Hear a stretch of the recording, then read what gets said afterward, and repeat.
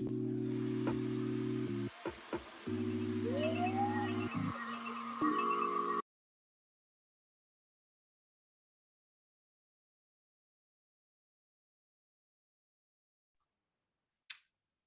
everybody. I'm very excited for our final presentation today. Just so you know, I'm recording this and it's also live on YouTube. So hopefully your friends and family can view it. If they can't catch it right now, it'll be up there and I'll send you a link so that they can watch it later. And as I'll give a little introduction, but as we present, if you're able to turn on your camera as I call on you, that would be really lovely, so people can see you and connect you with your work. So I guess I'll give a little intro.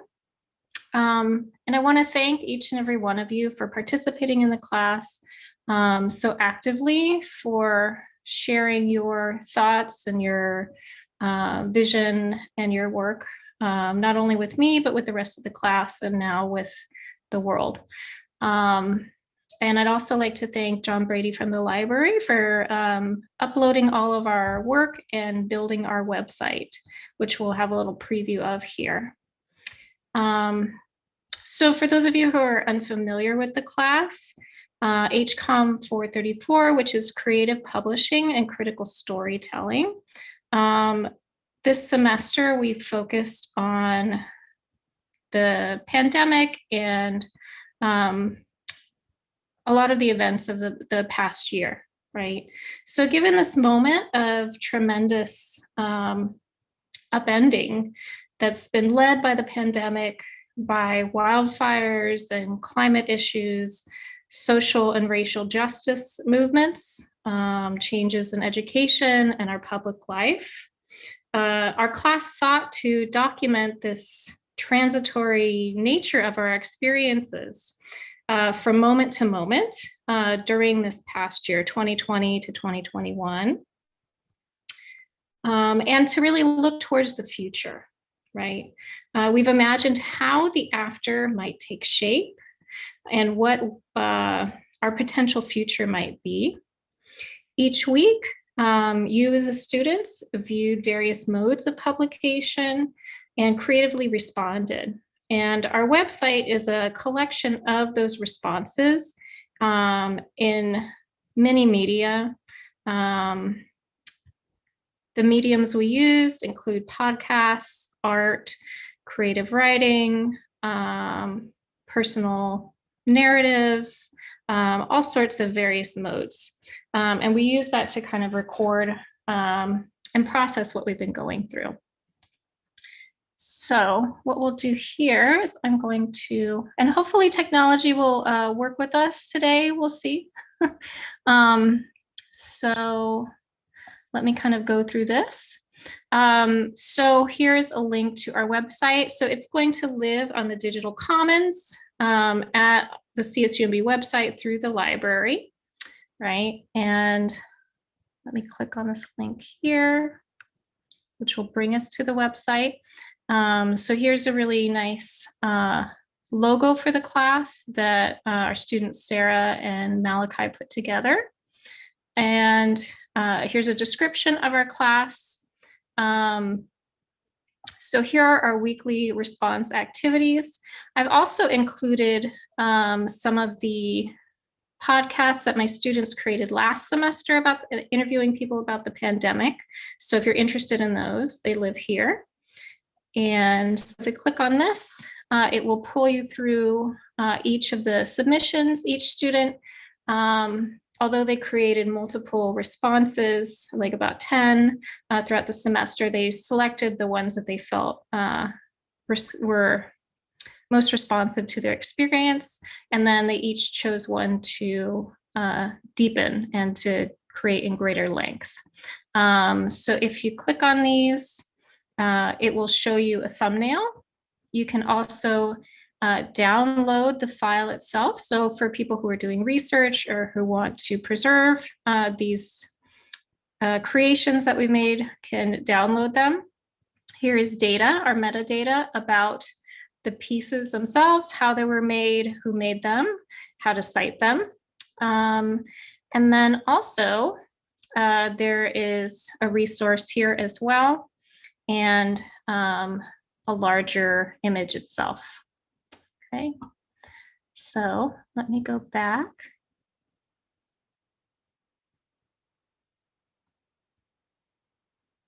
All right, so I will walk us through all of this. And Brent has volunteered to go first. So let me pull your piece up. And for any of you, if I have linked to a piece that is not the one that you want to feature today, let me know, and I will, as I come to you, we'll pull up your the one that you want to go through. So, all right, take it away, Brent. Right. So I wanted to talk about in my piece, which I just titled simply Normal, what people's idea of normality is and how it's shifted in relation to the pandemic. And even since I wrote this, a lot has changed. We just saw in the news a couple of days ago that June 15th will be the lifting of the mask mandate for California, as well as the lifting of most of the COVID restrictions, which I think is coming quite sooner than a lot of people envisioned. So honestly, if I had had that information, I probably would have included it in my monologue here. But when I wrote this, I was thinking a lot about what normal really means to different individuals on different levels. Because for me specifically, I didn't really feel like my normal was disrupted all that much by what happened, other than being able to go to campus for college. I didn't change all that much. The biggest thing that happened to me was I was no longer really able to see most of my friends in person because obviously it was not safe to be around them unvaccinated. We could have spread COVID. But there are things about my life that like already kind of have me situated firmly in place, firmly using the internet a lot. My best friend moved to England a long while ago. So the only way I really keep in touch with her is all the ways that I have been keeping in touch with people over this whole pandemic. So I was already very familiar with a lot of these things. Uh, so I wrote this monologue just trying to kind of get my thoughts out about what normal really means, when we're going to return to normal. And I just wanted it to resonate with as many people as possible because I want people to be able to look inward on them in themselves and wonder like, oh, what was my normal? Like, did my normal already return and I just don't realize it yet because, the wider idea of quote unquote normal hasn't returned yet? Or is their normal way, way off? Maybe some people's normal is the ability to travel freely, and that's certainly not available now. You still can't do that. Uh, and yeah, I just wanted to really question why normal has shifted the way it has. Uh, and in fact, just the other day, just yesterday, in fact, I met up with my friends locally for the first time in about a year and a half. That again is the thing that probably would have changed a lot about what I wrote here, because really I've been waiting for that for so long. We're all vaccinated now, and it's just we kind of settled back into the groove. And no one really mentioned how strange it was that we haven't seen each other's faces, not on a computer screen, for like a year and a half. And I just thought that was wild. So yeah, that's really all I got. All I really wrote this for was just to get people thinking, maybe do some introspection about what their idea of normal is, and no matter what the media is saying, like, oh, normality is coming back at so and so date, or California saying, normality is coming back on June 15th. Normality may never come back for some people. Normality may have already be back, and I just wanted to get people thinking about what that meant. So Thank you. Thank you. Did you want to read a short portion of it for us? Sure. If you can go to like the second page, I think there's a part I can read. Yeah. right there for that second paragraph. Okay, I'll go ahead. I felt that strange sadness for others over the last year. People who simply cannot cope being told to stay away from other people with their own safety.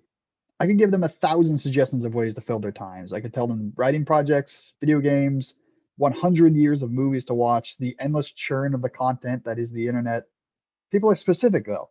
They don't want to engage with things that they don't want to engage with, and I get it. As a result, I felt that same pity that I've always felt directed at me, and it's a terrible sensation. What I even do with that information is anyone's guess. I still don't know what normal is going to feel like as described by the officials in the news. I would have liked their version of normal of the last year, so I didn't spend my final semester of college sitting in my room at home typing, even if, as I explained, that's what I generally like to do anyway. Thank you. Definitely a universal kind of experience. So thank you. Thanks for going first. No problem. All right. Oscar.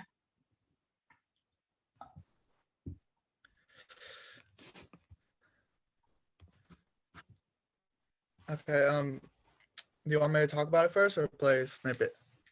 Whatever you'd prefer. How about you talk about it first, and then as I cue it up. All right, so my piece is it was an art piece, and I got pretty lucky because the middle image right there of the man cut in half, it's down now, so I got pretty lucky with that. Okay, anyways, yeah, I like to think all my work I turned in is like sort of similar with the same theme. Let me see. So let's see. So I titled this On the Fence, and it was a new title I gave it. Basically, I changed the title because of the research, the in-depth I did, the in-depth research. And there was a trade-off, basically build a new soccer complex, right next to Constitution. And the trade-off was that the fields across the street, this is in Salinas, by the way, the fields across the street on Laurel, they might be removed, they might be relocated because of the effects of the new soccer complex. So I've been going to Constitution since I was a boy. And I remember in 2008, there were rumors that the city was going to build the soccer complex. And it just never came, 2012, they announced it in the news, but nothing had changed. It was just the same soccer complex, no building, no construction, nothing. So I was concerned, as a kid, as a member of the community, as a soccer player. I was wondering when we were going to get our fields. And so so then I go and play there at Constitution, and I get kicked out, and I go to play at Alvarez High School, and I would get kicked out because at Constitution it's private property, and you have to have a what's it called, a permit, like a permit to practice on there and to play.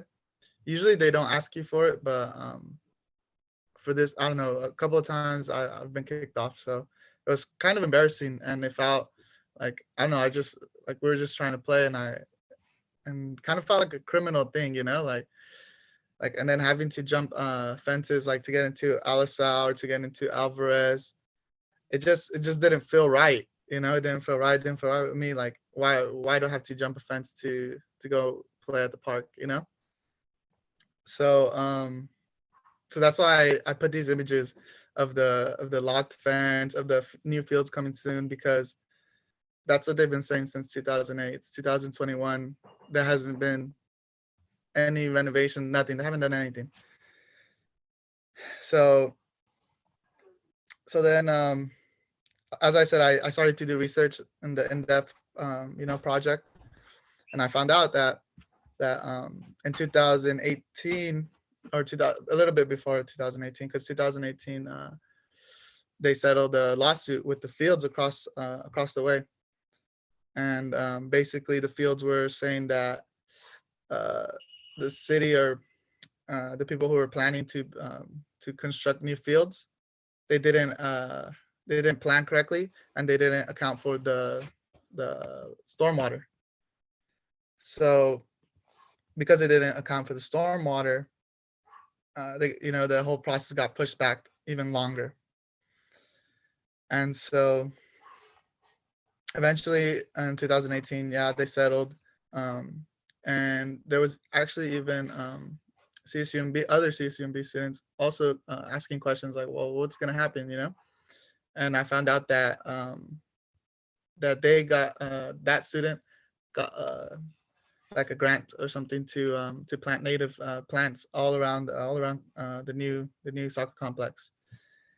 And so I took that as inspiration, and so I actually wrote a letter to the council member, or like District 1, like board of supervisors or something like that. And I told her like, hey, I really want this to happen. I want the fields, but at the same time, I don't want to lose the farmland, because the farmland, I mean, it's like a part. Obviously, if you're in Salinas, if you're in Salinas, you know that the farmland it's like a big part. It's a big part of the community, the culture. So I didn't want to lose that. So I started to think, well, what can I do to try and like give some type of solution? So basically, I figured out that you could build rain gardens, and you could build them in the parking lots. You could build them like on the edges of the complex.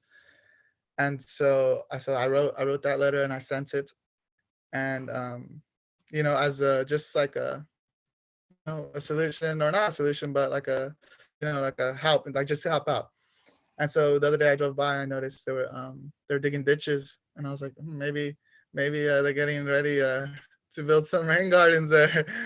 And yeah, that's it. This is that. And anyways, that's my project. That's on the fence now, because I want the complex, but I don't want to lose the fields. So it's like, I'm on the fence.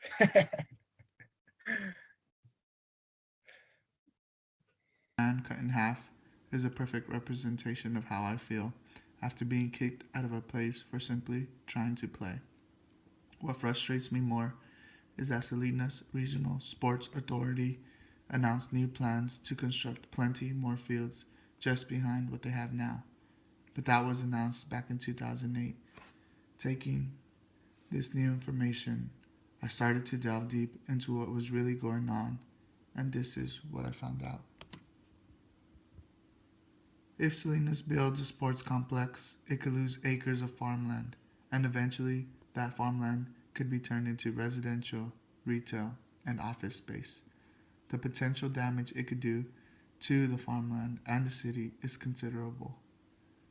The farms claim that their lands were not being adequately protected from polluted downstream runoff that the soccer complex would generate. The parties have come to a settlement which requires the proposed soccer complex located near East Laurel Drive and Constitution Avenue to capture any and all runoff before it leaves the property, thereby protecting the vulnerable farmlands to the south. Thank you, Oscar, for doing this and for telling us about this really important local issue. I think it's something that maybe a lot of people don't think about. So thank you. All right. And then Giovanni.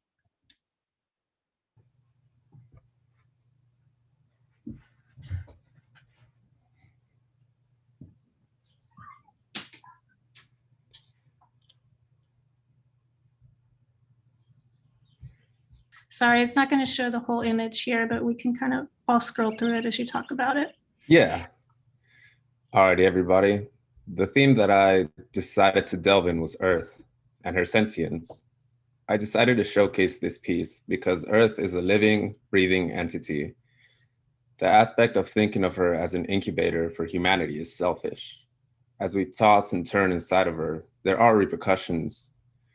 She aches, she groans, she unleashes fevers as to quench our incessant need for more power, and subsides our greed when we think ourselves omniscient. My inspiration for this piece was during the COVID-19 pandemic. As I watched the news and read many medical reports as to how the virus affects our bodies and how our bodies react to this foreign invasion, I correlated that with our all-mother, as we, humans, grandiose and all-knowing, cannot fathom conversing with something so simple and so small as cells in our bodies, malignant or friendly. Perhaps that's how sentient Earth measures us as well. She is so grand, so old. She's been through so many generations. This momentary speck in her vast timeline were not worth her trouble. I decided to use a photo to showcase her in a scope with other planets. Such as we, surrounded by loved ones and friends, so is she. She is shown disgruntled and defeated, yet she persists on spinning. She perhaps unleashed this new fever at a toll to herself to show us some humility, that we can be brought to her knees at her whim. To the people I want to enlighten this photo are those that take her for granted, to those that don't care about her longevity, only their wealth. As humanity has only been here for a fraction of the time of her inception, the downward spiral of corruption has turned into a pitfall of dismay. I created this work by just aggregating the same roles that my family had for another member who was afflicted with the virus. They survived, but we saw the internal struggle and the mental fortitude it took to not succumb to the virus. Having personal experience with something as devastating as this virus and the pandemic, it set things into perspective. We can now see how small we are, that we can be silenced by just one action of the sentient Earth. The longer we force her hand, the more reckless she will be to force us to prostrate. We feel powerful in our concrete cages, our metal cars, and pharma that almost has a divine edict. Yet, stripped of our vestiges and laid bare, we are bars of butter with brains. Most don't have the power or respect of the beings around us. Once this construct that we have built for ourselves diminishes and our battles with each other subsides, can true humanity coexist with our mother? Thank you. And thanks for using art to kind of think about this as it affects people in the earth. All right. Yeah. Okay. Good work, everybody. Good. All right. Sarah. Hi, everyone. So Professor LaFollette always encourages us to step out of our comfort zones when it comes to our creative practices. This was something at first that was like super intimidating to me, but I found that when I do, I really enjoy the process of creating. In this class, we've talked about, photography, art, audio recordings, and different forms of writing. I love trying all the different kinds of responses, but I'm normally drawn to writing. So for this assignment, I decided to write a sci-fi short story. The sci-fi aspect is totally out of my wheelhouse, but talking about our planet isn't. In this class, we discussed a lot of different topics, but we always seem to land back on our environment, like the problems we face, some potential solutions, and where we envision the future of our planet. So this piece was something I wrote during class in response to the question, how do you envision the Earth if we don't make any changes in regards to climate crisis?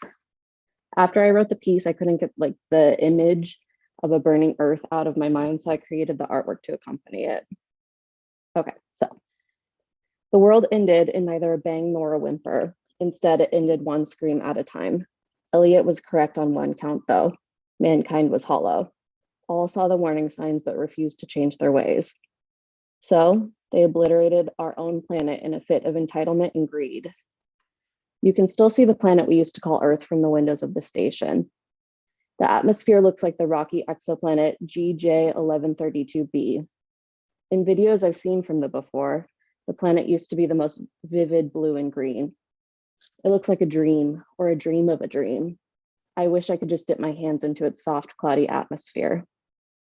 In my lifetime, all I have seen is the hazy, murky reds and browns that swirl at the surface.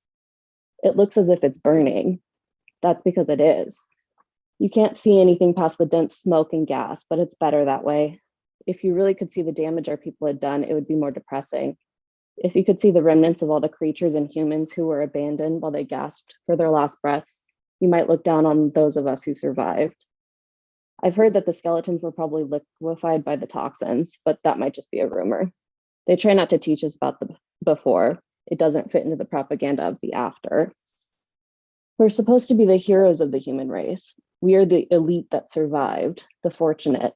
What they don't say is we are the rich who decimated the planet, then escaped on our private pods, leaving the peasants to starve, suffocate, and die with blisters and pustules caused by toxic air that we destroyed for profit. Thank you. Thanks for going outside your comfort zone too. Great. Okay, this is really exciting stuff. Excellent. So now I'm actually going to show a video from Sean Middleton Bryson. Hopefully this will all work.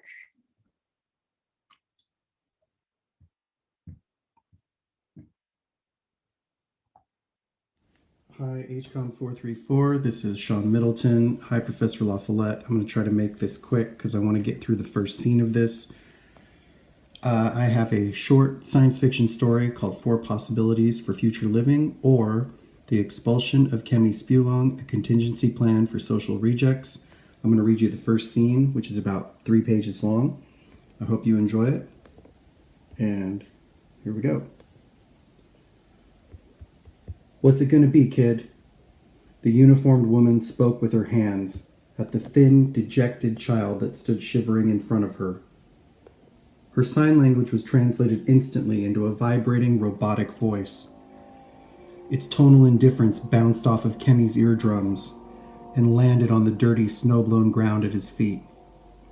His clothes, paper-thin, plastered with the decals of his former underground home, flapped in the cold that crept around him in the rapidly setting sun. Behind the woman sat a long convoy of 4 to 5 vehicles, stretching far off into the distance. Semi-trailers, work trucks, camper vans, RVs, off-road vehicles, motorcycles, all sat rumbling, waiting for a confused boy to make up his mind. Kemi Spulong looked back at the hatch in the ground he had been unceremoniously ejected from. There was no going back to the sub-tier community that had been his home for the past 13 years. It hadn't been a great life in comparison to the people he had to serve under, but at least he had his own cubicle. He used to have a shit job fixing bots for the Central Casino and a small group of homies. Homies bound by their untouchable status and their love of gloop. Ah, glorious purple grape-flavored gloop, he thought. Kemi was already missing its processed taste. Gloop, spurned by everyone but the lowest of the low class, was a highly addictive, cheap, toxic food paste that destroyed tooth enamel, but still guaranteed the minimum of daily nutrients, and depending on the flavor, tinted the skin of the consumer into one of 4 day-glow colors.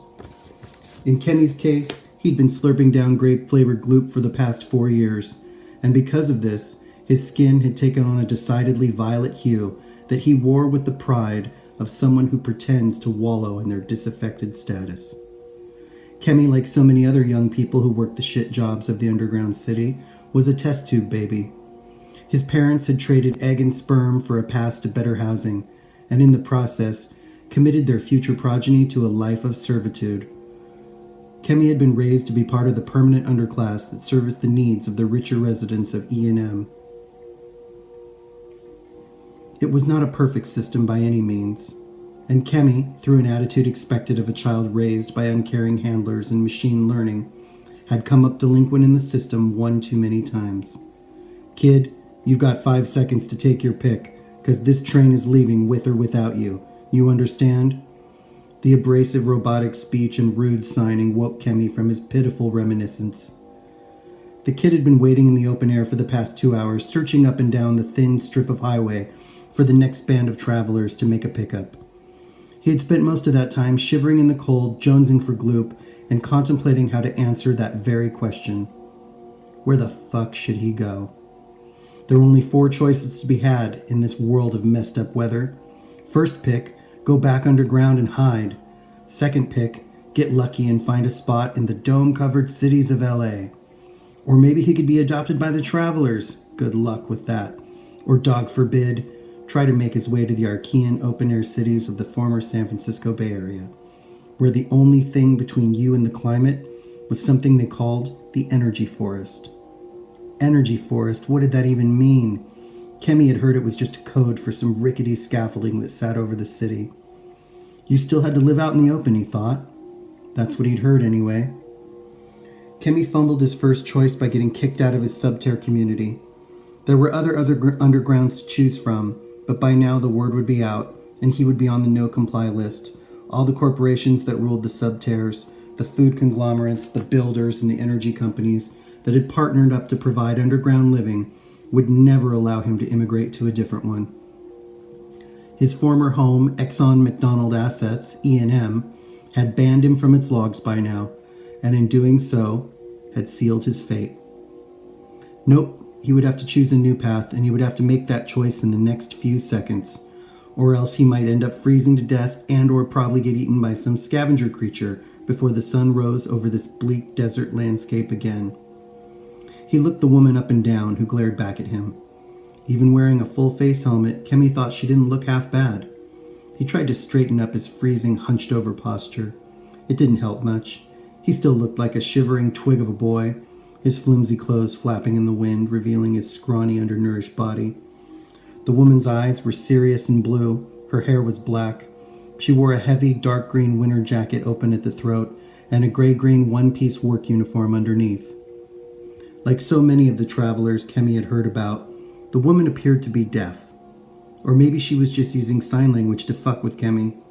He wasn't sure which at this point. Kemi shouted over the wind, "Can I join up with you guys? I know how to wrench on bots and, well, I'm good at figuring stuff out." The woman smirked and turned around and signed something at a tall, dark, goateed figure, clothed in black leather, who sat astride a giant idling motorcycle. Probably her supervisor or something, Kemi thought. He saw the guy look him over with his thick goggles and shake his head. Kemi couldn't understand sign language, but a dismissive gesture was a hard pass for sure. The woman turned back around and pressed a button on her coat lapel. As she signed her response, the squawking robot voice said, "No dice, kid. We're full up. We're headed north this trip. There's some roads that need repairing further up the 5. We can drop you off in our Kia later tonight, or you can try and sit tight here, and one of our other convoys will be swinging by on their way south in a couple of days." System failure. He couldn't roll with these. If he couldn't roll with these biodiesel driving deaf assholes, then he would have had his mind set on the climate controlled dome goodness of SoCal. None of this open air shit. He'd heard from his homies that in LA, everyone just sat around all day, just watching vids, or creating entertainment content for shipping all over the world. Kemi had heard that in LA, Gloop was legal and subsidized. Not like fucking Archaea, where everyone was forced to go to school and pick a job and do civic service and mentor people and give a shit. How could his life get any worse? "Why won't you take me? 'Cause I ain't deaf?" The woman stood over him and gestured for Kemi to pick up his duffel bag and toolbox. Then she pointed at the back of an open semi-trailer at the front of the line. "Get in, shithead, before we leave you here to feed the coyotes."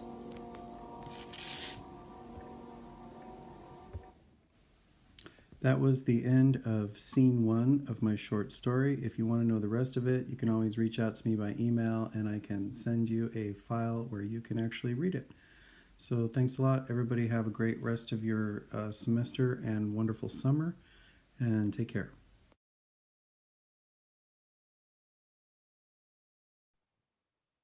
All right, that was a really engaging story. Okay, Megan, you're next. Awesome. Okay. Hi, guys. So mine is also a short story, like a lot of the ones that we've been reading today. The theme of my piece was future of solar energy and a potential ideal future in which energy around us shapes basically everything that we do. And it's not really something that you think about anymore. Like today, you kind of do think about it. The direct inspiration for my work was from a fictional collection that we read in this class that had a similar idea called Cities of Light.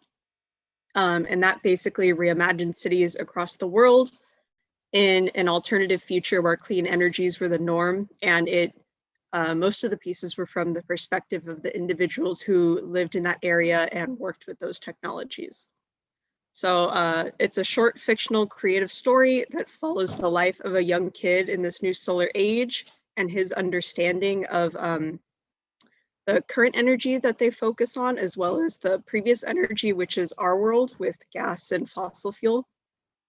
I wrote this piece intending it to be accessible to any group, but I do think it would be best functioned like it would achieve its intended goal if read by a young adult or a teenager, because someone would be conscious of what's currently happening and understands that what's happening now impacts the future. You know, if a kid read this, they might not comprehend it the same way, which is part of the joy. And by utilizing the perspective of a child, I hope to make readers question their current understanding through the clarity a younger person sees the world through, because kids always have such unique takes on the world. So I wrote this piece immediately after reading Cities of Light, because I had this idea and I was like, this needs to get out, otherwise it's never going to happen. So most of the stories in City of Light follow teenagers or adults who are kind of already used to and accepting what's happening in the world.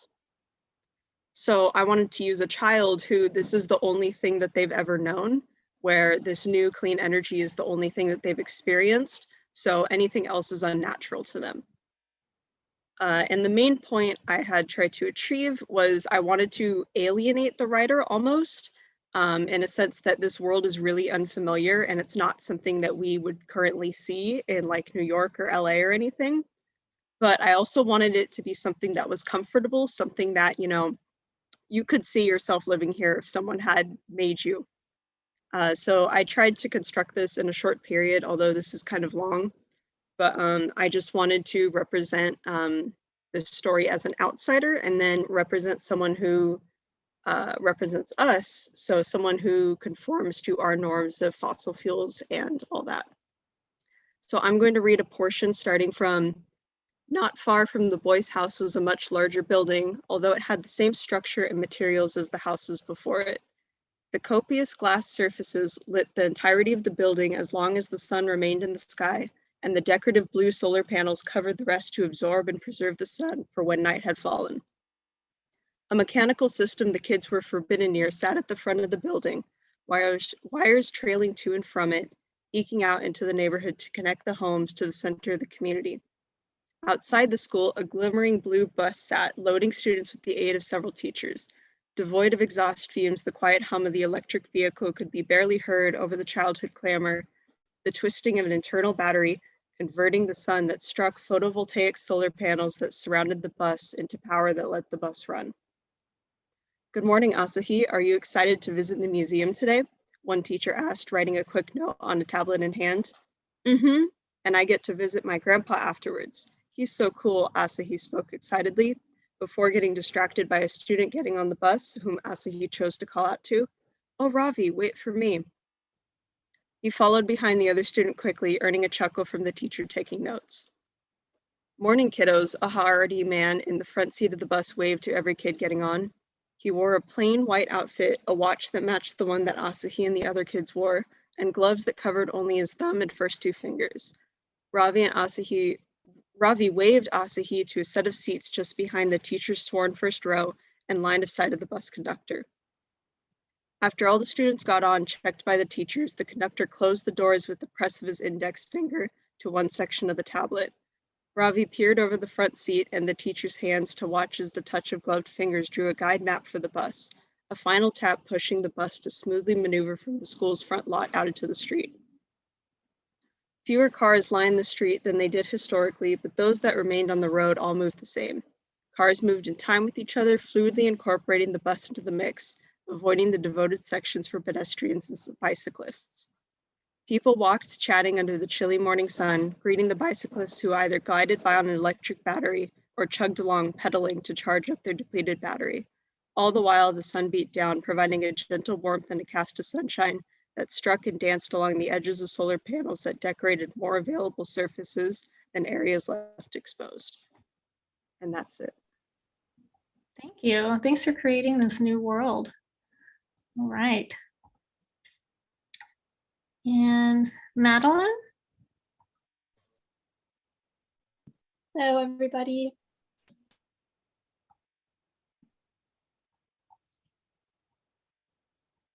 I'll have to kind of scroll through the image as well. Okay, no worries. So I created a photo collage for my in-depth piece. The theme that I chose to focus on was the environment, specifically a world without humans.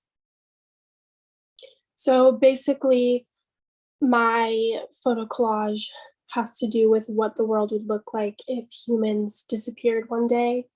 How might the natural world change, and what would spaces that we inhabit today begin to look like once humans were gone?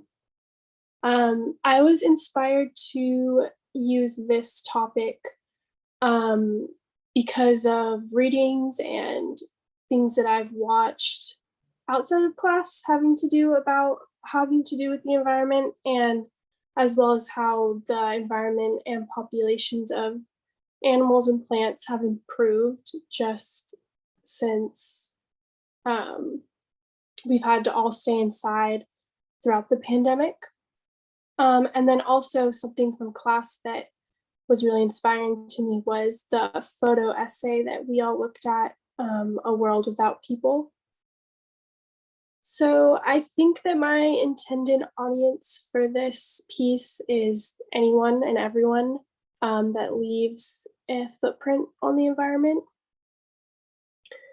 I created this photo collage with photos that I took around my neighborhood and throughout town. And I created the collage on Procreate on my iPad. So the topic basically just inspired the photos that I took and like what I would take pictures of. And kind of how it got me thinking about what I think Earth would or spaces would start to look like once we were gone. So some key points in my piece that kind of highlight the topic, I think, are just the really like overgrown, lush environments on like the buildings and man-made things in the photos. And then also just how like still and quiet the environment looks in the photos. I think that these photos look really beautiful, but I think there's also a flip side to what we would leave behind as humans, which would be a lot of garbage and litter, and also a lot of infrastructure that we've created. But it's just an interesting way to look at spaces around you, and what kind of like what plants would do and what animals would do without humans being there to modify anything. So I think that the main point of my piece is just to get the viewer thinking about like all the spaces around them and what they think that they would leave behind, or what their spaces would look like and how they would affect the environment after we were gone.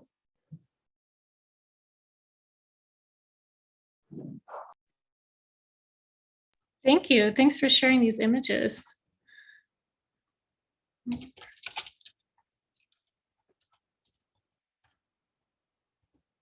Let's see. Okay, so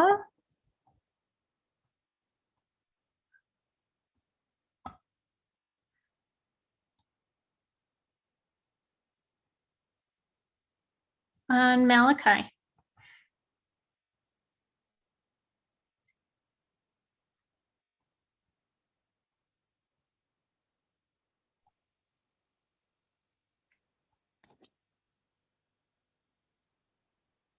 Hey guys, thanks. Yeah, so I started this project from a discussion that we had on the climate change movement, which launched hundreds of activist groups dedicated to promoting awareness towards reducing actions that heavily impact our environment.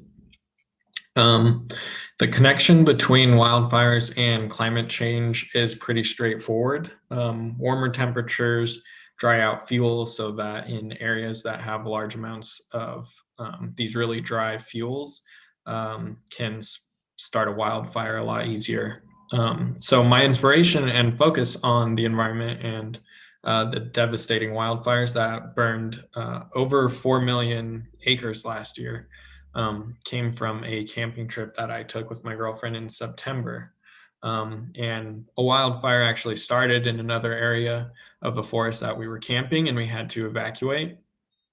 The fire was several miles away, but some campers at different locations were trapped, but they were eventually evacuated by helicopters by the National Guard. And being in danger from a fire like this was new to me, even though I lived in California, but it wasn't the last time. In the next week, my girlfriend and I each had a parent that had to be evacuated because their homes were in fire evacuation areas from 2 different fires, one in Carmel and then one closer to San Jose.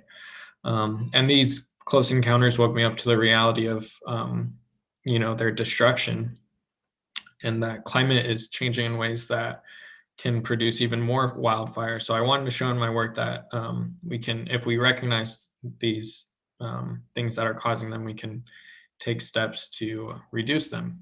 And the medium I chose to explore this topic with was through photo collages. It's a skill that I learned how to do here at CSUMB in a digital art class. And as a writer and journalist, it was really fun to create and tell a story using something other than just words this time. So my intended audience is people who see this issue as something that's far away. It's like, out of sight, out of mind. So maybe for people who need to look at this issue through a different lens. And I just created it, uploading. These are all images that I took at Bear Wallow. That's where I got the name from. It's one of our favorite camping spots in the Sierra National Forest. So these are all my pictures. I put it in Photoshop and used the select and mask tool to cut out specific details from images and place them in a way that tells a story. And I included pictures with wildlife to show that we're not the only ones being affected in this issue.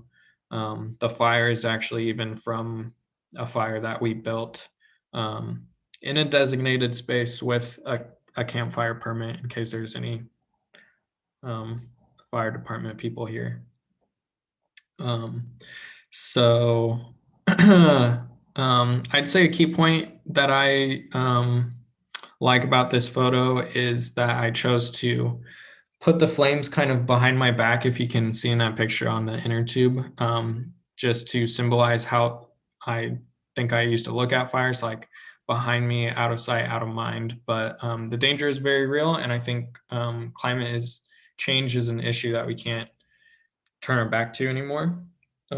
Fortunately, the United States is officially back in the Paris Agreement since January 20th, 2021. And I just hope that with this new administration and more research and awareness and real change, we can lead the globe to, better, a future with less smoke in the air, I'll say. So thank you. Yeah, very pressing issue that's going to affect more and more of us, specifically in California. So, all right, thanks. And Ashley? Hi, everyone. So I did mine on the prompt of what the world would look like kind of when humans aren't here or if they're just gone randomly. So I did a free write and then I whittled it down to a poem. So it's a little short, but it's called The After, just like the presentation. All right. To reality where you and I cease to exist, leaving behind the bones of a world who lived too fast, bodies who worked till their feet grew brittle, paintings painted to collect dust. To a reality where consciousness subsides and existentialism implodes, life has no meaning other than to live as such. To breathe the air our lungs were created for, to bathe in the waters our skins desire. Without you and I, life exists in its purest state.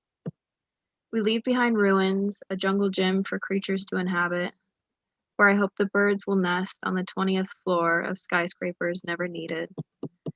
Our buildings will fall in due time, exposing horizons of a new world, a pure world. Our debris will root and seep into waters we took advantage of. We will have left our mark of toxicity in this world. With radioactive kisses and holes in our food chain, we will have had a footprint so big we couldn't fill them ourselves. To a reality where you and I cease to exist, the world can survive as intended to.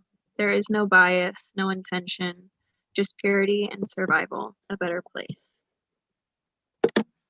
That's it. Thank you. Thanks for writing this piece. So, thank you. Okay. Vince. Hey, what's up? So yeah, I did my piece on consumption and more broadly sort of exploring the hyper consumption filled society that we live in, especially during the pandemic when we were all stuck inside. It felt like a lot of the ways that we could cope with just the stress and anxiety just requires either food, medicine, and also the way that we sort of measure our status in society. People want to buy bigger houses, they want to buy bigger cars. And at the end of the day, this is all just sort of people consuming things. And that consumption doesn't seem to always bring any actual happiness or good equality or really anything. And I feel like this consumption and this greed is one of the main things that has sort of led some of the moral tendencies in humanity astray. I think that human beings are inherently good people and inherently good, and the systems that we devise largely are the things that shape sort of how we act and how we think. And I'll read a short part from my poem. It's sort of very metaphorical, but I'll read a short part. Existing in a monetizing medley, bought and sold politicians in a bureaucratic frenzy.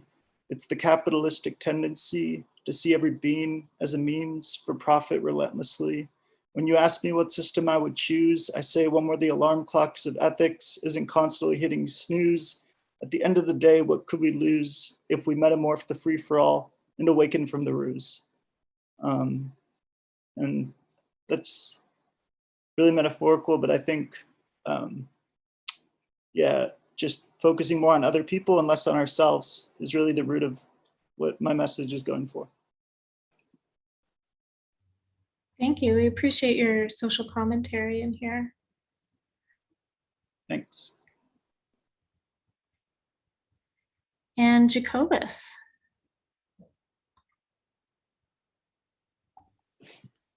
Hi, everybody. Thanks, Professor. So for my final in-depth piece, I decided to focus on photography, and it was a few factors that culminated in this happening. As a HCOM major, it felt like I'd been writing 90% of my time for the last 4 years or so. And when I saw that Professor La Follette gave us the option to sort of pursue some of the prompts in this class on different mediums, I was super excited to seize that opportunity. Even though I settled on photography for my in-depth piece, since that's kind of the content that I'm the most proud of, I ended up having, I'd say, maybe a third written work, a third sort of these little proto podcasts that I was recording, and then a third photography and sort of video editing. So sort of similar to Malachi, I was kind of sick of writing all the time, and I liked the idea also since a big part of the themes we were dealing with are change, obviously socially and environmentally, but also I think technologically and this new strange lifestyle that COVID has forced us into. I figured it was a good idea to push myself this semester in one of my classes and give myself like a new medium to conquer, because I'd always done photography very amateurishly, but I wanted to try my hand in making something a little bit better. So this is the main piece that we're looking at right now. It's called 2020-2021. I initially called it a year of balance, but I'm a little bit finicky with titles, and I sort of came to the realization that maybe the less I say, the more people can glean from it. I think it kind of speaks for itself. You know, there's a very celebratory picture in the foreground, but I have the hospital structure sort of overlaying and kind of capping everything. So there is that element of uncertainty and obviously like illness, panic, you know, there's a few letters of the word emergency up there. And like, you know, these people are partying and celebrating and throwing things up, but as the eye is drawn upwards, there's this. And what's also in the background, this is a little bit of a personal touch to me, the image that's very sort of desaturated in the very background of everything is somebody holding a business card up. And I centered it so that some of the word emergency could show up on the business card, because what I wanted this piece to do was sort of take all the considerations we've had about, you know, coming together, staying apart, panicking, illness, staying well, but also reflect a little bit of a personal concern that I have right now that I think maybe some of you guys can relate to, which is like entering the professional world and dealing with people on a level that, you know, you're not used to. And, you know, there's a whole new level of formality and stuff that's coming into this phase of life that I feel a lot of us are going in. So that's what the person with the blank business card is meant to symbolize. Other pieces I had photographically was a shot of some graffiti. And the other thing was a sort of a fish angle lens photo that I took of a prisoner of war remembrance camp in my hometown. And for different reasons, they met our weekly prompts for the class, but I'd say they all sort of bled into my logic when making this final collage. So yeah, thank you everybody for your time. I really enjoyed the semester with all of you. Thank you. And I appreciate you trying some new forms. So, all right. Larissa.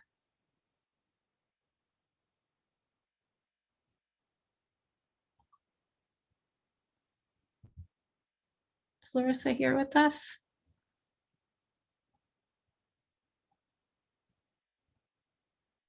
I don't see Larissa here. If Larissa pops in, somebody please let me know and then I'll reopen it. And Lily. Hi, okay. So my piece is on racial injustice, and I chose to write it as a form of a poem because I just like the medium and think I can get my words out a little more clear in that sense. So I'll begin by just reading what I wrote because it's actually pretty short. Okay.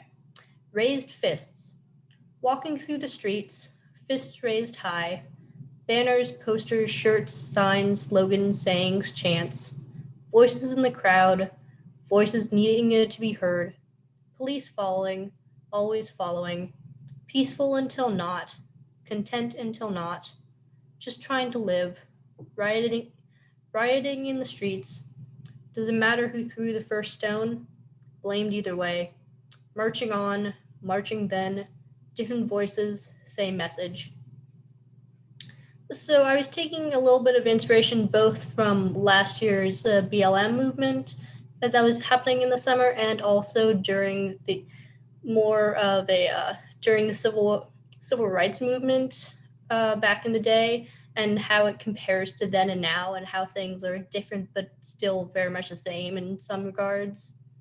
And yeah, I was just making a note of the poem is pretty clear with how I was taking note of certain things like police always being there and being like always expecting something to go wrong and usually being the ones to make it go wrong. Usually, even though the movements are usually non-violent and very peaceful, and how the blame is almost always shifted to the non-violent accusers just based on the society that we live in.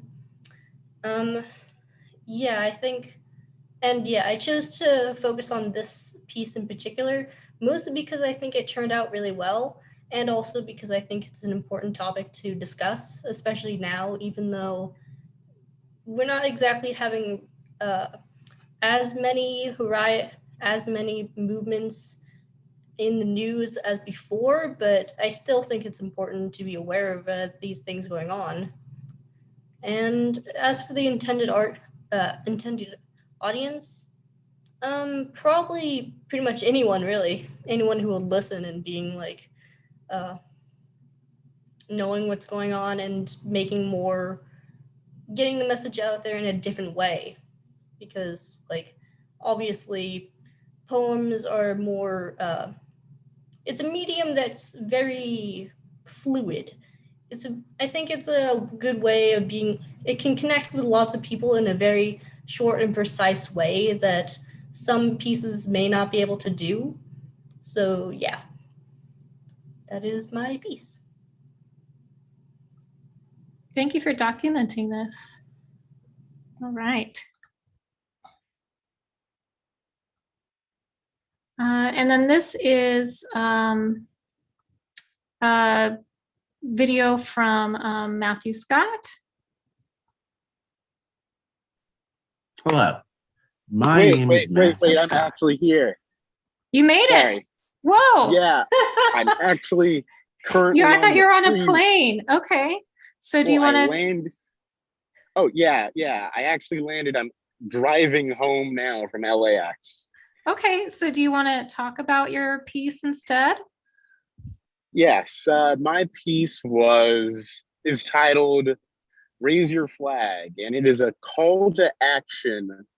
It's a call to action to all those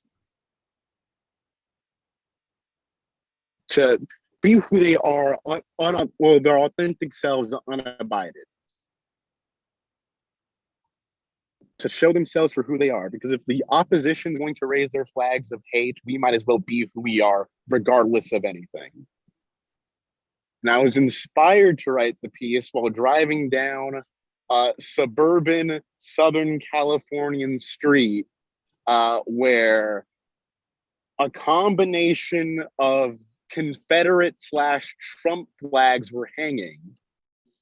And it never in my time while I was in Missouri, I'd ever seen a Confederate flag, but the irony being in my nice little suburban Californian city, they felt comfortable enough to share that with the world, comfortable enough to spout their hate more or less right in my face. So I believe that we should, in our due diligence, raise our own flags through either our actions or through actually raising a flag in your own in front of your house. I would read my piece or a section of it, but it might be a little difficult. Can't really look down and at the road. But thank you for listening to me. I'm gonna hang off from the call for right now so I can focus on driving. But thank you, everyone. Okay, thank you. I'm very glad you were able to join us. I was trying to pull up your piece here, but I had maybe some technological thing between presenting and then trying to click on it. So for people who go through the website, please take a look at his piece. So thank you, Matthew. Okay, I hope you all have a great day. It was nice being in class. Okay, Heather.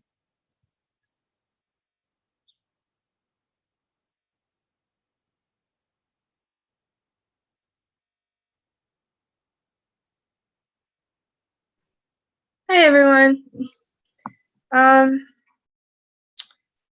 Well, I guess I should begin on what made me decide to paint this.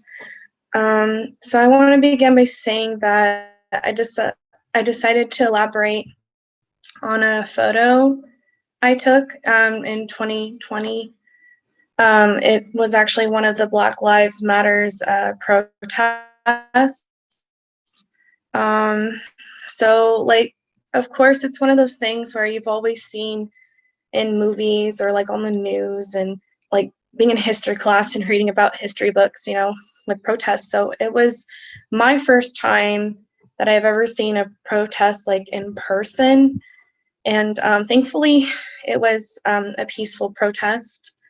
But it did struck me watching these people demanding to be heard, right?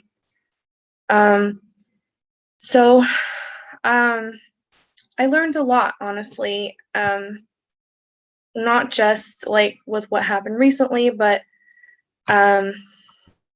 just kind of a lot of things that's happened in 2020. And it just made me realize a lot of things and helped me broaden my horizons more.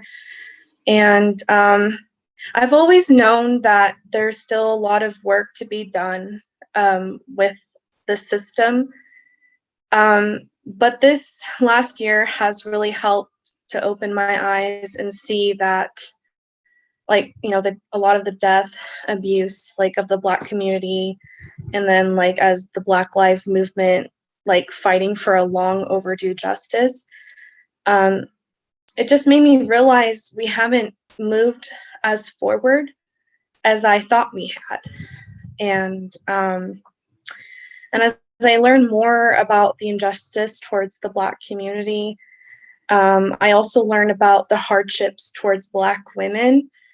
So last semester, I don't know if a lot of my fellow like other students at CSUMB have watched it, but there was a video based on like the racial webinar through CSUMB where Black professors and Black students and whoever did come forward and kind of shared their experience and their piece of it all, right, with Black Lives Matter and everything that's just happened to the Black community for such a long time, you know.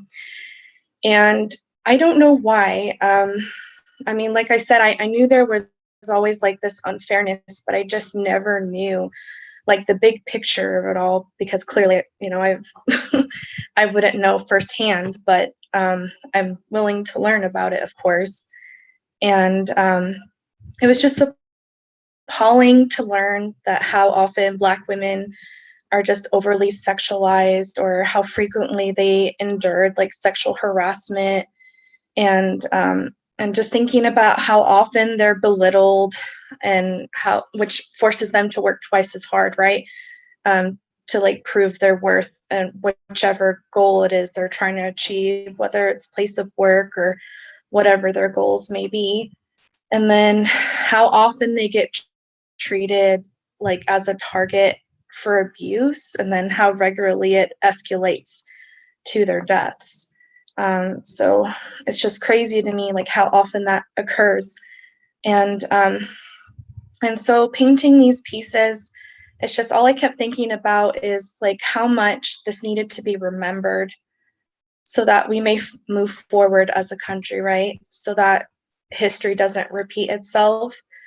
I wanted to use a variety of colors to catch the attention of others, using the ASL form. Somehow I just felt like it spoke louder than words, you know, and all the protest signs like in the painting is what I saw when I was physically at that protest. And I just thought it, you know, it deserved to be continued on, to like continue with the message, right? And I painted the woman because I guess I was trying to capture like the hardships these Black women faced, but I was also trying to capture kind of like the everyday person. And I guess what I mean by that is that for a long time, at least for myself growing up, and probably not until just recently, like when you see a lot of films or advertisements, or like anyone who thinks of a picture of like the everyday person just seems to always be like this white person, and you know, and I just wanted to change that. I wanted to change that, you know, the everyday person does look like this too, you know, a person who has a family, you know, this person also has wants and needs and goals and feels pain and has dreams of the future just like us. And so I just wanted to try to capture that and, share that. Thank you. Okay, thanks for using art to interpret this. Let's see. Olivia? Hi, I actually I added mine into my Google folder. If you want, I could resend it to you again. I can try and pull it up as you talk. So. Okay. Well, hi, my name's Olivia, and for my piece, I wanted to create something for the people in my community, that being the LGBTQIX community, just as a reminder that we're here, we're queer, we're not going anywhere. And I thought it was a very prevalent topic as pertaining to Module 4, as far as through history and now of things that we're still fighting for. And especially since during quarantine, it gave many people in my generation and other generations the time and ability to express and really dig in deep to their gender identities and how they wish to present, or their pronouns, or how they are feeling internally as their gender. Though it is a little stale, I would highly recommend Homosexuality and Civilization from Lewis Crompton. It's a very comprehensive list of just queer identities and sexualities and their relation to civilization from probably the late 700 BCE to the early 1810s. And it really just, if you want to see a path of how identity and queer identities and civilization are tied together, that is a great place to look.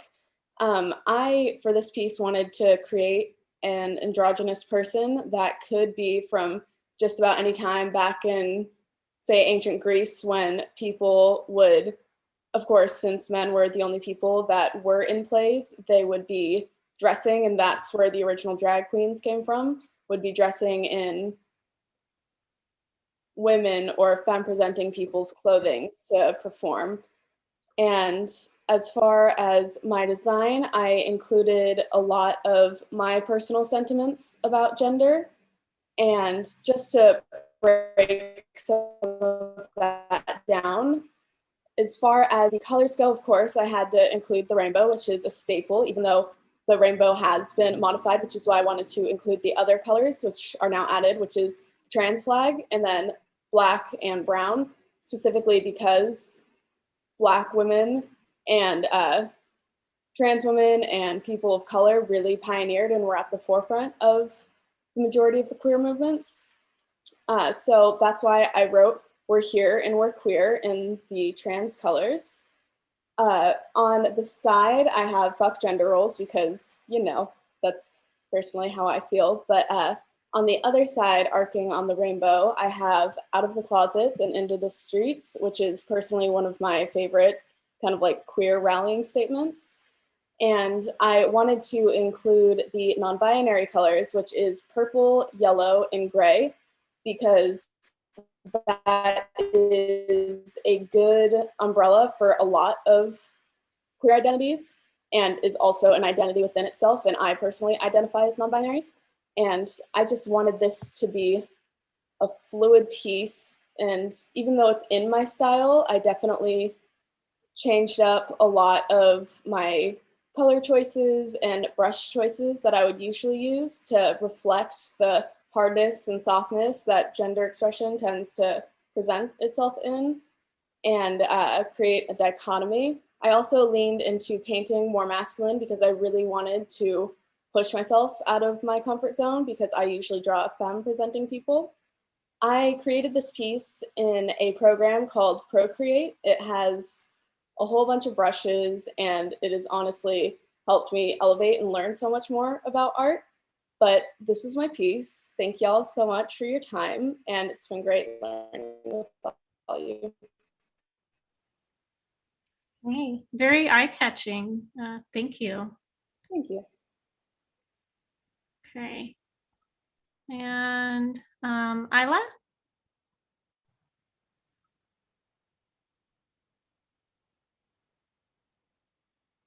Is this the piece that you wanted to read, or was there a different one? Yeah, the COVID tears one. Yes. Okay.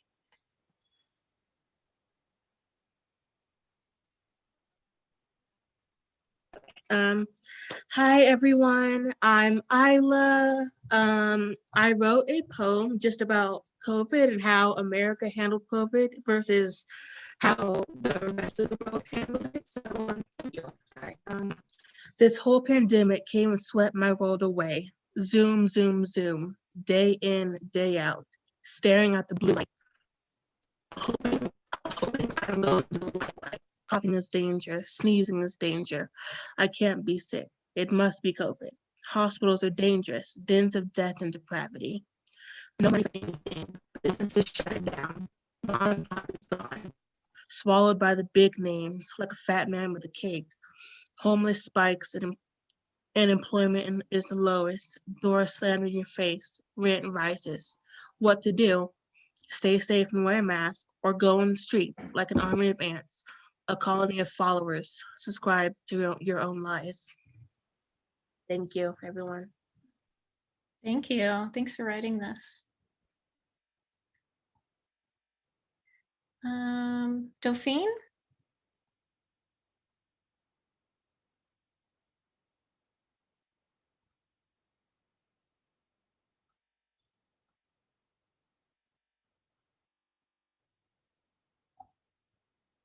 Maybe Dauphine is not here. Okay. Bryant. Hello. Is this the, oh, I forgot to ask, is this the piece that you wanted to share, or was it a different one? Yeah, that's the painting, and I can also talk about the podcast snippet that I did too. So my project was in two parts. So the first is the painting, which is called Being Alone.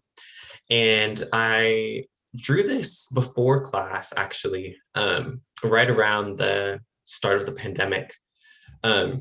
And I was just kind of like painting things. I had no real like idea what I was painting until we got the assignment for our class. It was basically like, you know, paint something that you feel represents your time during the pandemic. And so I was looking at this painting for a really long time because I had hung it up near my desk. I was like, oh my gosh, like this is a perfect representation of how I've been feeling during my time here. And so the painting to me is representative of just me being alone, isolated, but not necessarily in a negative way. As you can see, it's this little tiny human that's sitting on this rock looking at what appears to be the moon, even though the sky is yellow and the ground is blue, but it's the moon. And for me, when I'm outside looking at the stars or the moon or whatever, it's moments of peace and quiet and time that I get to be by myself. And the pandemic really threw so many like crazy, unnecessary, like awful things at us. But the one thing that I found that was positive for me was that I was finally able to get time to be alone and be by myself and to think.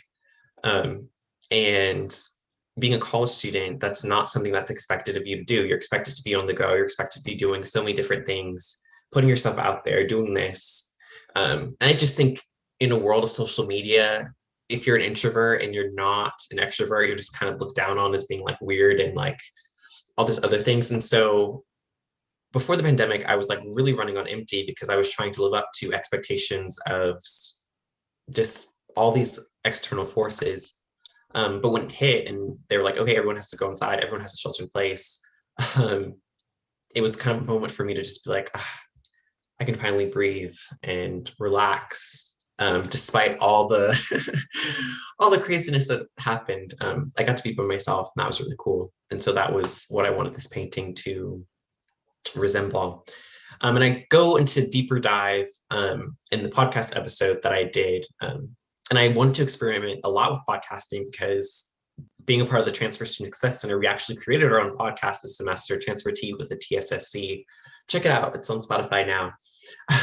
But I want to kind of keep playing with that auditory kind of storytelling. And it was really, really cool because I got to really just sit down and like talk out loud and like record it and then play it back to myself. And so I really got to hear myself just talking about my experience being alone, thinking about all these things, having the time to really kind of think about what I wanted my life to look like post-pandemic. And so now that we're kind of maybe coming out of this, one of the things that I talk about in that episode is like, oh yeah, for sure, I'm going to value my time better and not feel so much pressure to hang out with people. Because now I know it's like, oh yeah, like that's something that I need, I need that alone time to be by myself. And I think in terms of intended audience, I think a lot of people could probably relate to that, especially on TikTok. I've been seeing so many people make like memes out of this and like story time jokes on there. Like, yeah, I used the pandemic as an excuse for like not wanting to hang out with people for such a long time. And afterwards, I'm probably still not going to hang out with people. And I'm going to keep using the pandemic as an excuse. So I'm like, oh, I'm not the only one that's like really enjoying that time, not to have to be around so many people at once. So yeah, that's pretty much my piece. And it was really fun to make. And yeah. Thank you for taking on this topic and speaking honestly about it. All right, Claire? Yes, hello everyone. So my original piece was based off a previous assignment that I did titled Everything is Fine. And for most of the pandemic, I felt like I needed to have my life together. Especially at the beginning of the pandemic when everyone was doing those like whipped coffee drinks and, there were a bunch of Instagram posts about, oh, how to have like the best desk space. And then people were doing all like these Zoom workouts and, it seemed on Instagram and on the news, the very beginning, people were really trying to make the best of it. And so, I felt like I needed to have my life together. And I had to remain professional and I kind of forced myself to be positive.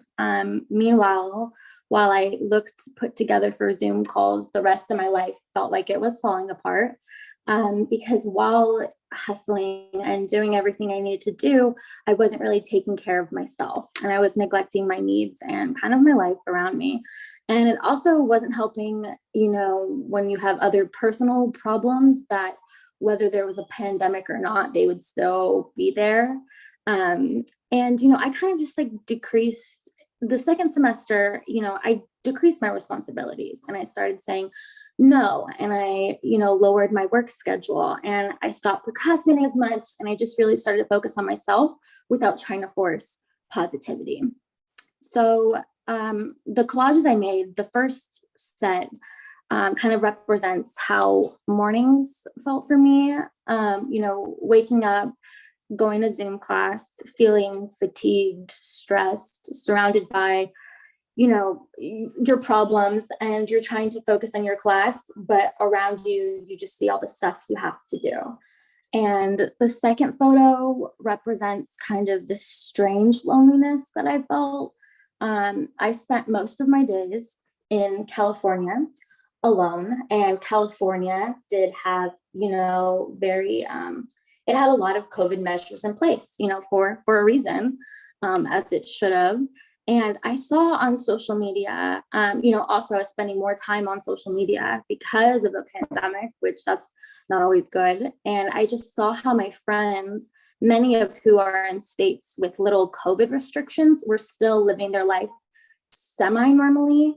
They were complaining about, we're going back to school in the fall, but we have to like wear a mask, or they're not going to let as many people into football games and stuff like that. Meanwhile, everything here is still completely closed. So, there was definitely the fear of missing out and missing my friends, but also being disappointed in their behavior. And it was just wanting to be out having fun, but also feeling guilty for wishing that I was living somewhere else where I could be having fun. And that kind of led me to question, my social distancing. And I knew I was making the right choice, but I fell into kind of like this depression because of it. And I wish I felt better about myself for doing the right thing during COVID, but it's really hard when it just seems like none of your other friends care. So the last image kind of represents how most of the nights felt, kind of just like feeling tired after a long, like Zoom fatigued. And it also consisted of me falling asleep a lot of the time doing my work. Whether it was like on my floor, on my desk, I was just very like, I have to get this done. And so, but I kept on telling myself, well, everything's fine because, I'm alive, I'm healthy, I don't have COVID. And eventually, I did survive the pandemic. I got my vaccine. And as the second semester rolled around, I, started working out more, eating better, creating a consistent schedule, without it feeling like, toxic positivity. And I eventually started seeing more of my friends, and all my silly little problems that I was so upset about faded away for the most part. So now fast forward to this semester, my feelings are kind of like I survived a pandemic, but I'm coming out of one, recovering from some really intense moments of grief and sadness, and also kind of starting to experience some survivor's guilt as well. For example, after being vaccinated for a while, my cousin and I decided to go to the movies. And I'm not an emotional person, and I cried a little bit because it was like been over a year since I saw a movie in theaters, and that was such a big part of my personality. But then, it was tears of joy, but then I just felt bad because there's people that will never experience this ever again who had no idea that they were gonna pass away. So I kind of was thinking like, why me? And so it's kind of like I suffered through this pandemic, but some people suffered more. And so kind of at the stage of trying not to feel bad about being in the after. And I think for most of history, humans have been conditioned to grind and not take time for themselves. I don't know when we started really seeing, self-care a lot, but I feel like working hard despite the trauma surrounding you has been common throughout history, whether it's, through the world wars, the economic depressions, or the recession, even after 9/11. So, I hope in the after, moving forward, that acknowledging devastation without the expectation to keep working hard 24/7 will be somewhat normalized. And when it comes to documenting my experience, I really found art as an outlet. So even though I don't consider myself an artist, I enjoy being creative, and I feel like the stress of life can be limiting to our creativity. Especially the first part of the year, I was doing less, I was watching less movies and doing less, coloring books because I felt like, there was just so much going on. And removing those limits can be hard because sometimes we do need to do something that we don't want to do, whether it's a job or a big homework assignment.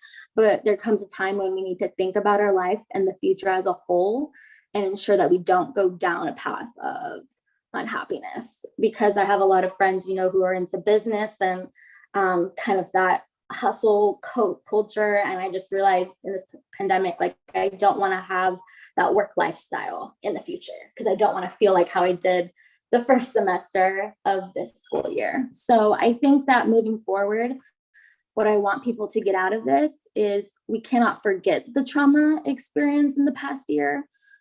We all experienced, grief and sadness in different ways. And it sounds kind of weird to say, but pushing despair to the back of our minds is only going to continue the cycle. So we need to talk about how we were sad or, maybe depressed at some points, because the story of pain that we endured is a story that needs to be told to ensure that in the future, if there's ever devastation again, that we won't, go down that cycle. So yeah, thank you all for listening. You really captured the emotional toll that the pandemic took. So thank you.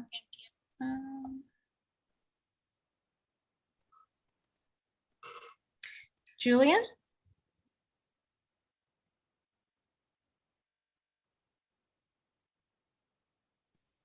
Hello. Hi, class. So my piece, I decided to go with a podcast talking about basically education and, kind of talking about my experience as a transfer student when the pandemic hit. My targeted audience was like like the college student and like especially, transfer student at the time of spring 2020. I kind of just wanted to, I feel like podcasts is like have kind of like grown a lot throughout the pandemic. So I felt like, that was one thing I wanted to do just because that's one thing that I kind of got into throughout the pandemic is listening to podcasts. And I kind of wanted just to shed light on, like kind of how the tuition of like the universities like didn't really get affected, but I mean the whole learning experience did, and I felt that was something that I wanted to bring attention to everyone, and I feel like a lot of people could relate to, especially the people that don't receive any FAFSA or actually pay for their tuition on their own and stuff. And that's pretty much it. Is Thank there you. a part of the podcast that you want me to play? I don't really have anything. Okay. Well, yes. So I think that your podcast really reflected on how that has affected students and affected you particularly. So I recommend people check this out and listen to it. And then Katie. Hello. So I will read the poem first, and then I will talk about art and mental health. All right. A new decade, a new beginning, the start of something unfamiliar, an experience slowly rolling in, something we've never gone through before. Expansion and discoveries were all what we envisioned, but the universe threw us a curveball in adjusting to something we never would have expected. Though maybe we may seem powerless, there will be brighter days as time passes. All of this newness of isolation drains us as we try to remain positive while the unknown unfolds before us. With challenges we must face and endure, we are able to grow and learn something more. Navigating relationships with ourselves and the world, this past year has surely taught us what matters most. Everything is now laid out on the table, attempting to put it all together to make sense for what is really needed to survive in this time of scare. We continue fighting, figuring out the puzzle of what's right, with each day bringing something new to walk through and handle in life. We question when this fight will be over. When will we win back our ultimate freedom to live? We will always remember these times of despair and loneliness, as we are now stronger beings who will always be prepared. And so this is a painting I did, and I started out, trying to paint the virus, but that actually was a little bit more difficult than I thought. So I kind of just consider that, a ball of destruction, all forms of destruction, trying to stay balanced and, everything like that. So I was very inspired by to make this because of the significance of why, we need art during times of struggles and crisis. It has allowed us to explore, the meaning to be human and live life, as well as a way to express our inner voice of thoughts and emotions. As we confront the challenges of coping with, a brand new way of normal living circumstances in times of the pandemic, as well as the ongoing social injustices and inequalities that are required for united social action for permanent change.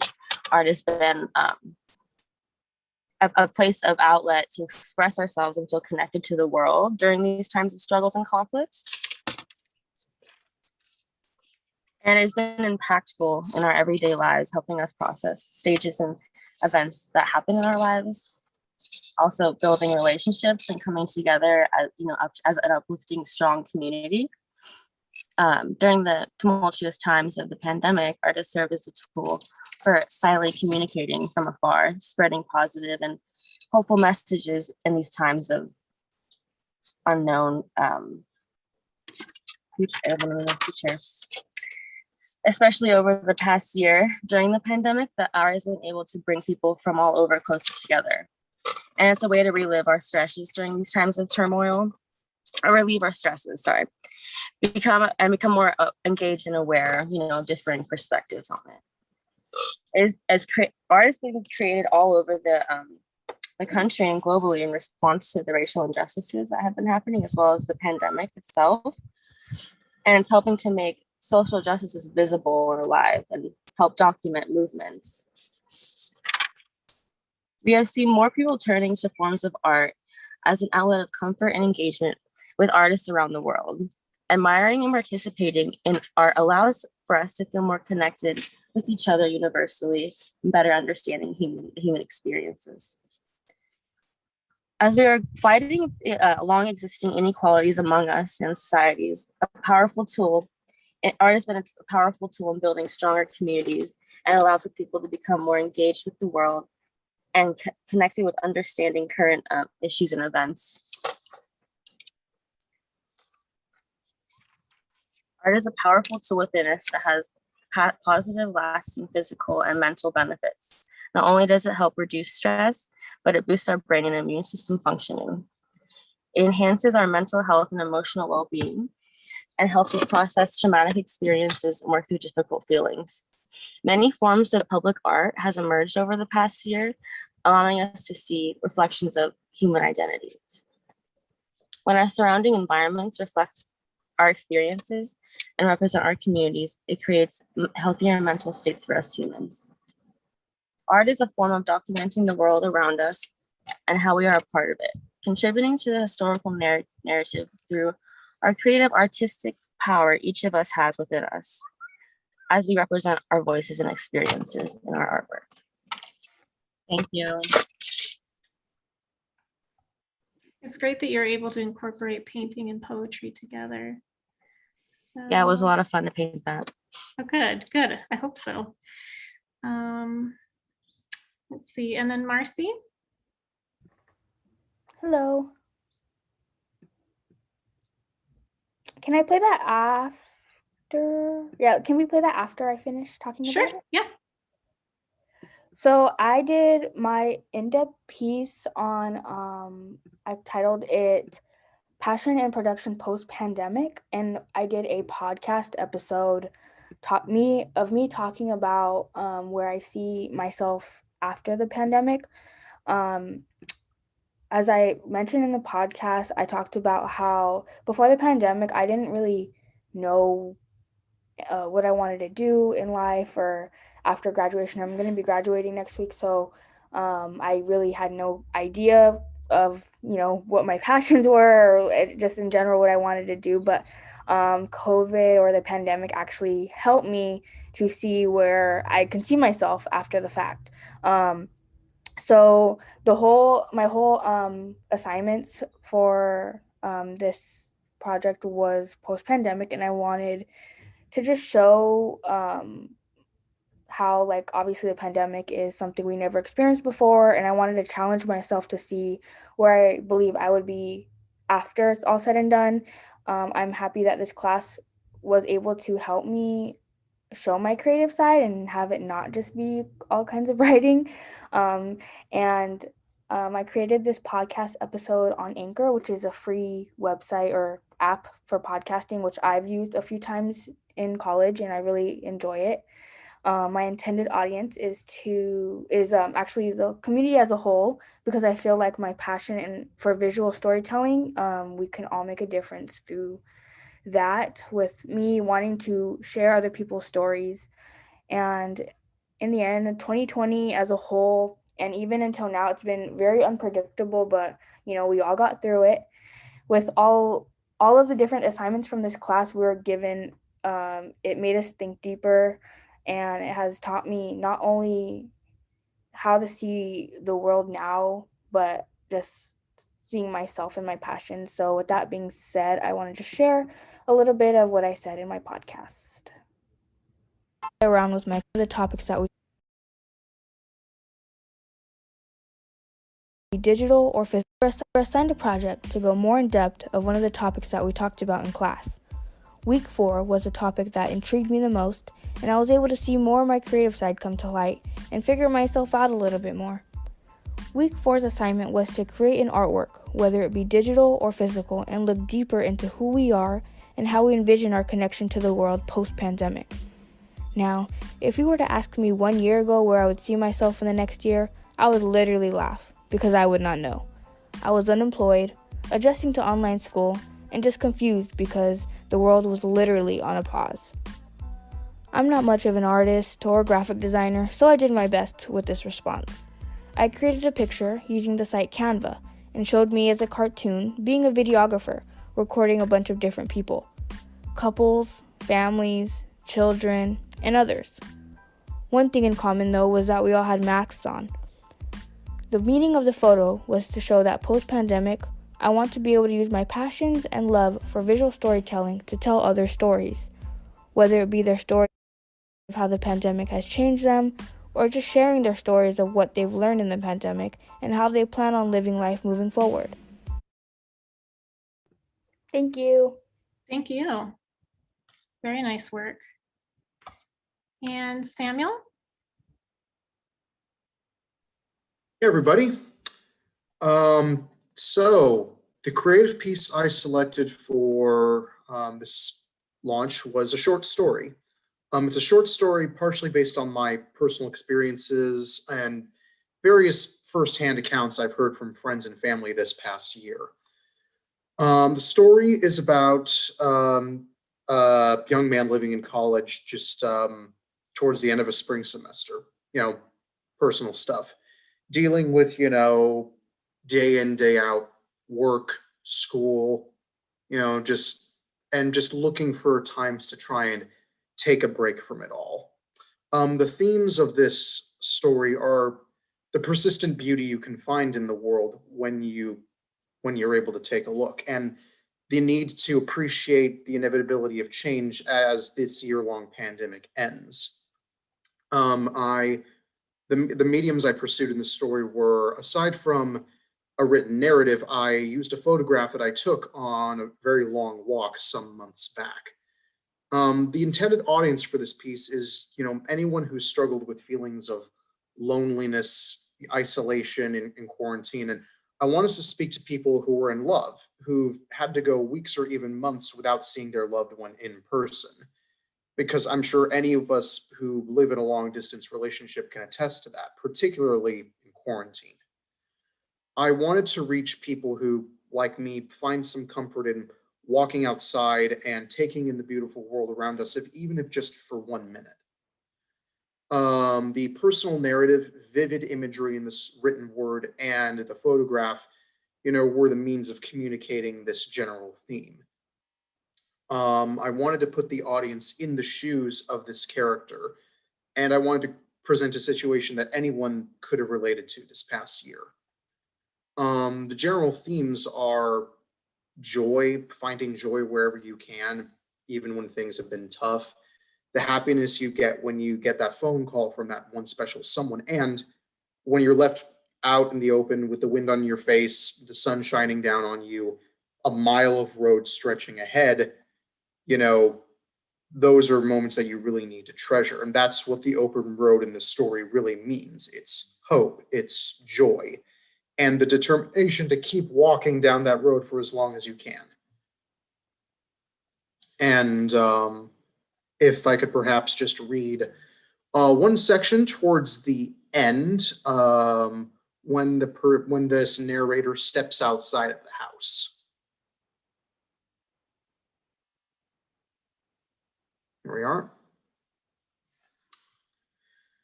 There's barely any traffic on the street when Will steps out of his house. He walks down the sidewalk to the main street that still connects to his, and before he knows it, he's on the open road, a road stretching for miles in either direction. It's one of those most beautiful days he's seen in God knows how long.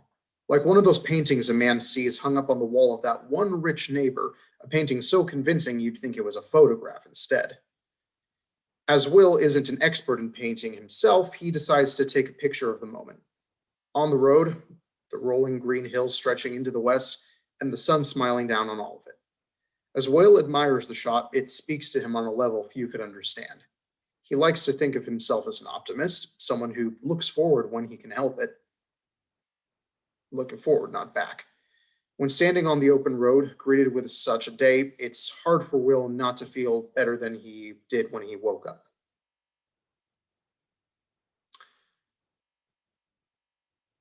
If there's one thing he can be grateful for in this long, frustrating year of quarantine, it's getting the occasional day to walk out and take in the sight before him.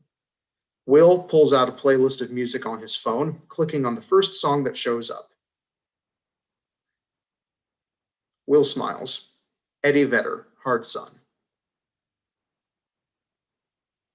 In August, Molly is set to move in with Will after graduating from the college she's attended so far away. When the year is done and the world is opened again after being shut down for so long, it'll be good to share days like this with her. To share the sun, rolling hills, and a road that never ends. He starts the song over again, a song that speaks to him as a man who loves this beautiful world and wants only to enjoy it with the woman he loves. Putting the phone back in his pocket, Will continues his long walk. On and on Will goes, smiling and hopeful man on the open road.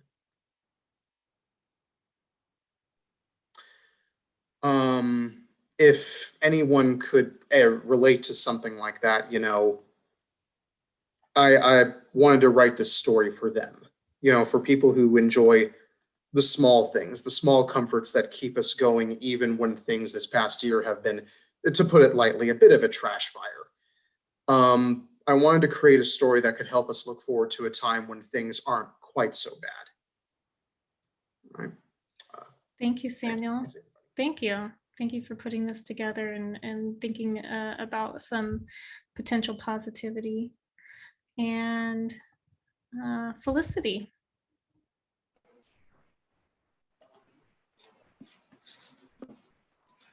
Oops. There you go. All right, so for my piece is titled just simply in-depth piece, and that covers the theme of disability artists. This is kind of important to me because I am also someone with a disability.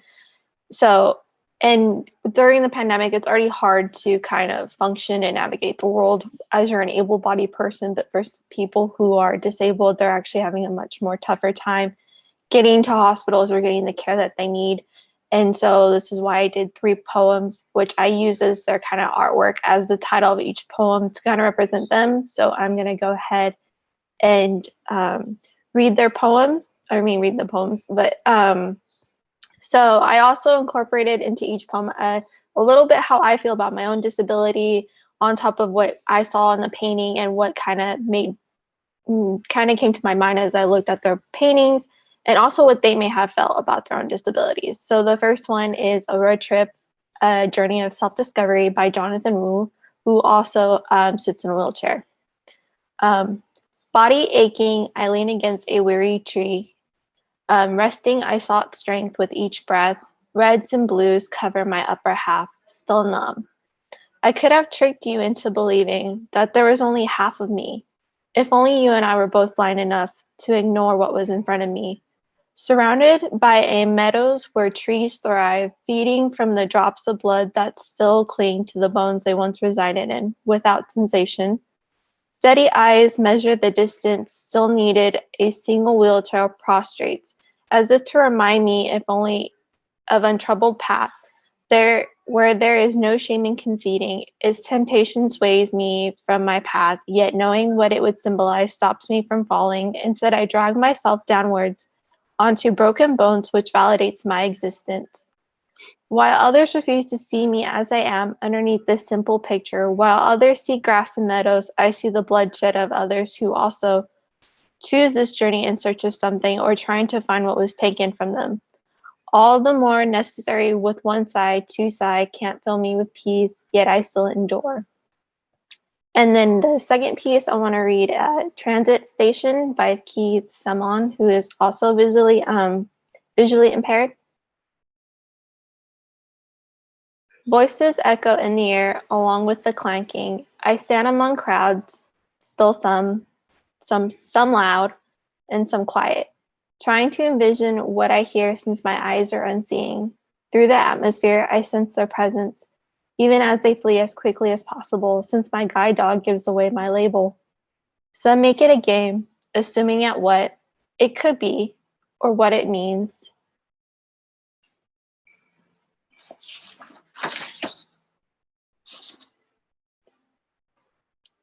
At times they assume correctly, while others under or exaggerate details. Then there are others who ignore my presence, treating me as a specter, even though they know nothing of my story or of my struggles.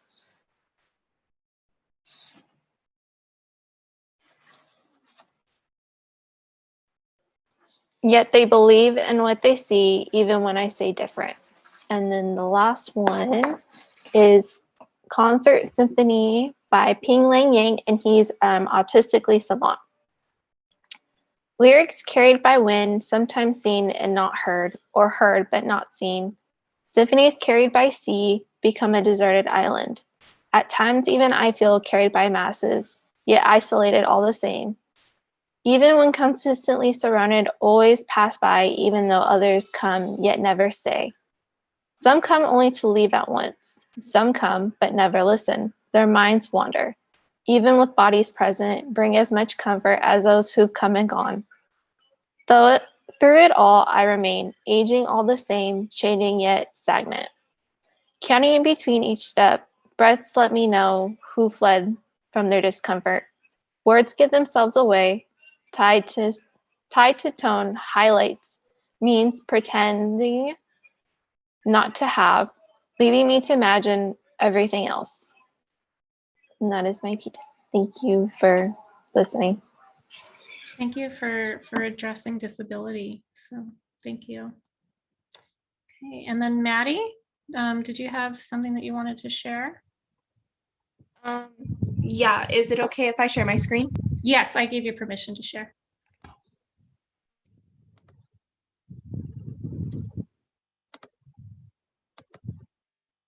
Okay, can you see that? So I decided to share my in-depth piece that I did for class, and it consists of a poem as well as a short story, and I call it The Nature of Now and the Future, because the poem focuses on the now, whereas the short story focuses on the future.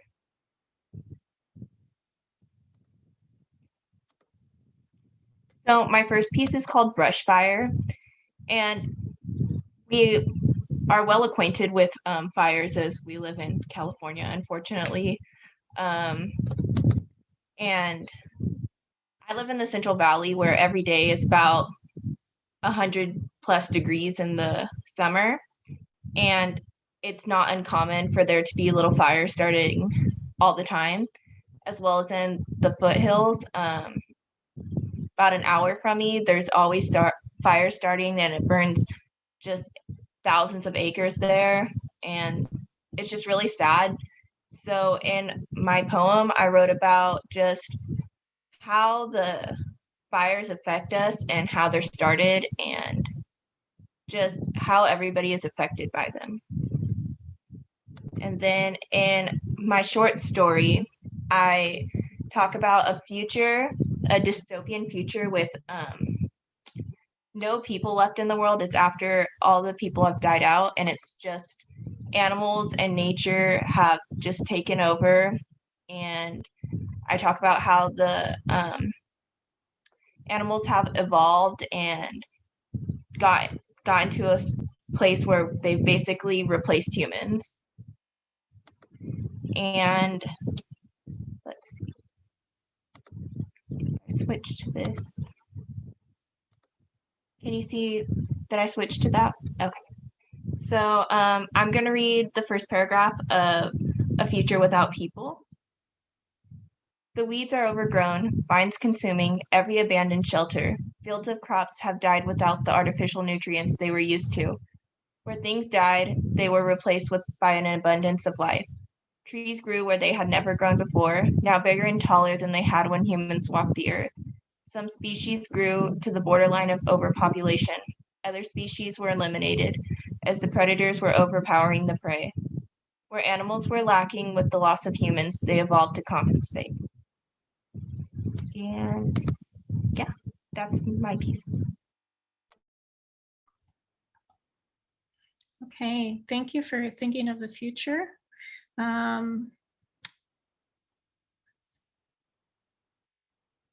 appreciate your vision in that. Hopefully, is this all working? Maybe.